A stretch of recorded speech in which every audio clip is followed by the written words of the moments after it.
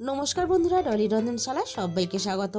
আজকে তোমাদের সাথে শেয়ার করব ওলকপি সম্পূর্ণ একটা নিরামিষ রেসিপি। ওলকপি যারা একেবারেই খেতে চায় না তারাও কিন্তু এইভাবে ওলকপি রান্না করলে চেটেপুটে খাবে। আর এই রান্নার জন্য আমি দুটো ওলকপি নিয়েছি, আর ওলকপিগুলো আগে থেকেই আমি রান্নার জন্য কেটে রেডি করে নিয়েছিলাম। আর ওলকপিগুলো যেহেতু খুব কচি, তাই আমি আলুর মতো একটু লম্বা করে আর একটু মোটা রেখে কেটে নিয়েছি। আর এই রেসিপিটা দিয়ে যেমন গরম গরম ভাতের সাথে খেতে ভালো লাগে, তেমনই কিন্তু গরম গরম রুটির সাথেও খেতে ভালো লাগে। আর আমাদের বাঙালির সবার প্রিয় মুড়ি, তাই মুড়ি দিয়েও কিন্তু সকালে টিফিন হিসাবে এই তরকারিটা বানিয়ে খেতে পারো। আর এই রান্নার জন্য আমি একটা মাঝারি সাইজের আলু কেটে নিয়েছি। আর এই রান্নাটা কিন্তু আমি শুধু আলু আর ওলকপি দিয়ে করব না, এই রান্নার জন্য আমি অল্প একটু পালং শাকও কেটে নিয়েছি। আলু আর ওলকপির সাথে অল্প একটু পালং শাক দিলে তাহলে রান্নার স্বাদটা আরও অনেক বেশি ভালো লাগে। তবে এই রান্নাতে তোমরা যদি পালং শাক একেবারেই না দিতে চাও, তাও কিন্তু রান্নাটা খেতে ভালো লাগবে। তাহলে চলো রান্নাটা আমি কিভাবে করেছি সেটা দেখে নেওয়া যাক। প্রথমে আমি এই রান্নার জন্য একটা স্পেশাল মশলা বানিয়ে নেব। তার জন্য আমি কড়াইটাকে হালকা গরম করে নিয়েছি, আর কড়াইয়ের মধ্যে দিয়ে দিলাম 1 চামচ পাঁচফোড়ন, আর সাথেই আমি এখানে দিয়ে দিলাম হাফ চামচের মতো রাঁধুনি। আমি এখানে আমার রান্নার পরিমাণ বুঝে মশলাগুলো ব্যবহার করলাম। তোমরা যখন রান্না করবে রান্নার পরিমাণ বুঝে মশলার পরিমাণটা বাড়িয়ে বা কমিয়ে নেবে। মিনিট খানেকের মতো পাঁচফোড়ন আর রাঁধুনিটা একসাথে ভেজে নিলাম। সুন্দর একটা মিষ্টি গন্ধ বেরোনোর সাথে সাথে আমি পাঁচফোড়ন আর রাঁধুনিটাকে নামিয়ে নিয়েছি। আর কড়াইয়ের গরমে খুব বেশি যাতে পুড়ে না যায় তার জন্য আমি বাটির মধ্যে ঢেলে নিয়েছি। হালকা একটু ঠান্ডা করে আমি মশলাটা পরে গুঁড়ো করে নেব। এবারে আমি কড়াইয়ের মধ্যে দিয়ে দেব 2 চামচ পরিমাণ সর্ষের তেল। তেলটা আমি প্রথমে খুব ভালোভাবে গরম করে নেব। তেলটা আমি খুব ভালোভাবে গরম করে নিয়ে এবার আমি তেলের মধ্যে ফোড়নে দিয়ে দিলাম অল্প একটু ফোড়নে পাঁচফোড়ন, আর সাথেই আমি এখানে দিয়ে দিলাম একটা শুকনো লঙ্কা। আর এই রান্নাতে কিন্তু ফোড়ন হিসাবে পাঁচফোড়নটাই ব্যবহার করার চেষ্টা করবে, তাহলে রান্নার স্বাদ আর গন্ধ দুটোই খুব ভালো লাগবে। ফোড়নটাকে আমি মিনিট খানেকের মতো নাড়াচাড়া করে ভেজে নিয়েছি। ফোড়ন থেকে সুন্দর মিষ্টি গন্ধ বেরোনোর সাথে সাথে আমি কেটে রাখা আলু আর ওলকপি একসাথে ভাজার জন্য তেলের মধ্যে দিয়ে দিলাম। এবার আমি আলু আর ওলকপি একসাথে নাড়াচাড়া করে খুব ভালোভাবে বেশ লালচে করে ভেজে নেব। আর এই রান্নার জন্য ওলকপি কিন্তু আলাদা করে ভাপিয়ে রান্না করার কোনো দরকার নেই, তাই আমি আলু আর ওলকপি একসাথেই ভেজে রান্নাটা করব। আর তোমরা যদি একান্তই না চাও তাহলে ওলকপিটা একটু ভাপিয়ে নিতে পারো। আমি আলু আর ওলকপি নাড়াচাড়া করে একসাথে খুব ভালোভাবে ভেজে নিয়েছি। এবার আমি এখানে দিয়ে দেব স্বাদ মতো লবণ। আর লবণের সাথেই কিন্তু আমি রান্নার সমস্ত মশলাগুলো একসাথেই দিয়ে দেব।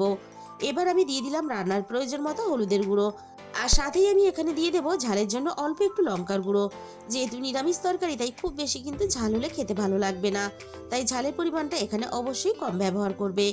আর দিয়ে দিলাম রান্নার প্রয়োজন মতো জিরে গুঁড়ো, আর সাথেই আমি এখানে দিয়ে দেব রান্নার প্রয়োজন মতো আদা বাটা। এবার আমি সবকিছু একসাথে নাড়াচাড়া করে খুব ভালোভাবে কষিয়ে নেব। আর এই রান্নার জন্য আলাদা করে আদা কষানোর দরকার নেই।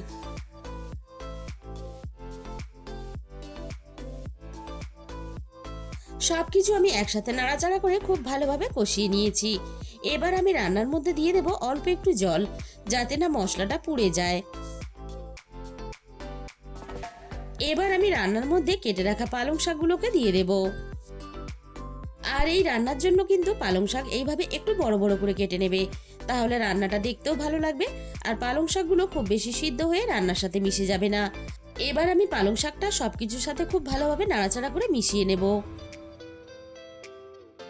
পালং শাকটা একটু যাতে তাড়াতাড়ি নরম হয়ে আসে তার জন্য আমি গ্যাসের ফ্লেমটা একেবারে লোতে রেখে মিনিট 5 মতো কড়াইটা ঢাকা দিয়ে দিলাম। ঠিক 5 মিনিট পরে আমি কড়াই থেকে ঢাকাটাকে সরিয়ে নিলাম। আর দেখো পালং শাক থেকে কিন্তু বেশ অনেকটা জল ছাড়তে শুরু করে দিয়েছে, আর পালং শাকটাও বেশ ভালোভাবে আগের থেকে নরম হয়ে গেছে। এবার আমি পালং শাক আর সমস্ত সবজি একসাথে নাড়াচাড়া করে আরও একটু ভালোভাবে কষিয়ে নেব। আর দেখো পালং শাকের জলে ওলকপি আর আলুর মধ্যেও সিদ্ধ ভাব চলে এসেছে। সবকিছু একসাথে নাড়াচাড়া করে খুব ভালোভাবে মিশিয়ে কষিয়ে নিয়েছি। এবার আমি রান্নার মধ্যে দিয়ে দিলাম স্বাদ মতো চিনি। আর চিনিটা কিন্তু রান্নাতে অবশ্যই ব্যবহার করবে, তাহলে রান্নাটা আরো বেশি খেতে ভালো লাগবে। ভাজা মশলাটা দেখো আমি বেশ মিহি করে গুঁড়ো করে নিয়েছিলাম।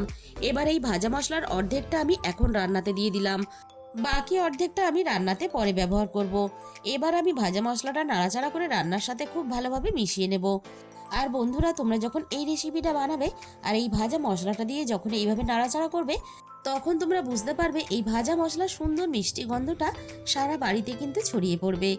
সব কিছু একসাথে কষানোর সাথে সাথে আলু আর ওলকপি কিন্তু প্রায় 80% মতো সিদ্ধ হয়ে গেছে। তাই আমি রান্নার মধ্যে 1 গ্লাসের মতো জল দিয়ে দিলাম। এবার আমি সব কিছু একসাথে নাড়াচাড়া করে খুব ভালোভাবে মিশিয়ে দিয়ে সব কিছু যাতে একসাথে খুব ভালোভাবে সিদ্ধ হয়ে যায়, তার জন্য আমি কিছুক্ষণের জন্য ঢাকা দিয়ে দেবো। মিনিট 10 মতো আমি রান্নাটা করে নিয়েছি। এবার আমি কড়াই থেকে ঢাকাটাকে সরিয়ে নিলাম আর দেখে নেব একটু নাড়াচাড়া করে সবকিছু খুব ভালোভাবে সিদ্ধ হয়েছে কিনা। আলু, ওলকপি, শাক সবকিছুই এখানে খুব ভালোভাবে সিদ্ধ হয়ে গেছে। দেখো, আলুও খুব ভালোভাবে সিদ্ধ হয়ে গেছে আর সাথে কিন্তু ওলকপিও খুব ভালোভাবে সিদ্ধ হয়ে গেছে। বাকি ভাজা মশলার গুঁড়োটা আমি রান্নার মধ্যে দিয়ে দিলাম। বন্ধুরা, তোমরা একদিন হলো এইভাবে ওলকপি আর আলু পালং শাক দিয়ে রান্না করে খেয়ে দেখো। রান্নার স্বাদটা এতটাই ভালো হয় যে বাড়ির ছোট থেকে বড় সবাই কিন্তু খেতে পছন্দ করবে। তাহলে বন্ধুরা, আজকের এই রেসিপিটা ভালো লাগলে একটা লাইক, শেয়ার আর কমেন্ট করতে কিন্তু ভুলো না। আর আমার চ্যানেলে যে সমস্ত নতুন বন্ধুরা এখনো পর্যন্ত আমার চ্যানেলটাকে সাবস্ক্রাইব করনি, এরকম নতুন নতুন ঘরোয়া রেসিপি পেতে আমার চ্যানেলটাকে সাবস্ক্রাইব করে আমার পাশে থাকার অনুরোধ রইল। আর তার সাথে সাথে পাশে থাকা বেল আইকনটা ক্লিক করে অল করে দিও। তাহলে আমি যখনই কোনো নতুন রেসিপি আপলোড করব সবার আগে তোমার কাছে পৌঁছে যাবে। আর তোমাদের মূল্যবান সময় দিয়ে আমার এই রেসিপিটা এতক্ষণ সময় ধরে দেখার জন্য তোমাদের সবাইকে অসংখ্য ধন্যবাদ। আজকে তাহলে এই পর্যন্ত।